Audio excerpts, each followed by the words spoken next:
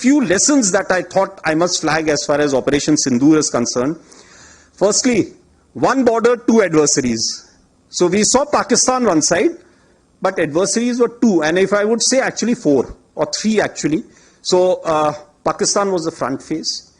We had China providing all possible support, and it's no surprise because if you were to look at statistics, in the last 5 years, 81% of the military hardware that Pakistan is getting is all Chinese, 81% of that.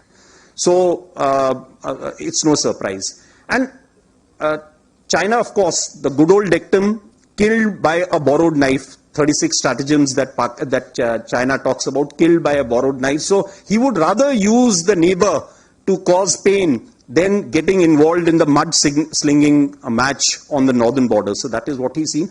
And another thing that China perhaps has seen is that he's able to test his weapons against, say, various other weapon systems that are there. It's like a live lab which is available to. So it's a good, that is what is something we have to be very, very cognizant about. Again, Turkey also played a very important role in providing the type of support that was there. Bayraktar, of course, he's been giving from before. We saw numerous other drones also coming in, landing in the face of war, during the war, along with trained sort of individuals who were there. The next important lesson is the importance of C4ISR and civil military fusion. There is a lot to be done as far as this domain is concerned. When the DGMO level talks were going on, Pakistan actually was mentioning that we know that your such and such important sort of vector is primed and it is ready for action. I would request you to perhaps, pull it back. So he was getting live inputs as far as from China. So that is one place we really need to move fast and take appropriate action. I talked about electronic warfare, and need for robust air defense system is something, again, our population centers also need to be protected. Of course, as far as the other, we do not have the luxury like, we would have been seeing the way Israel, they have the Iron Dome and a number of other air defense features that they have. We do not have a luxury because our country is vast.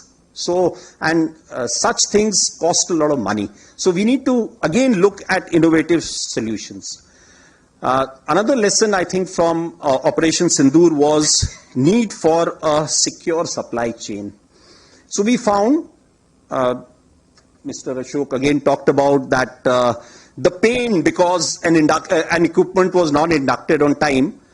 He was looking at it from the industry point of view, but I was looking at it from a military perspective, that an equipment which was supposed to get in by, say, January or last October, November, was not available to us. And in the face, and when on 22nd of the previous month, that is April, when all this happened, and when I actually addressed, I don't know, some of you may be there, when I addressed the drone manufacturers, that how many of you can, provide the equipment that you're supposed to in the stipulated time.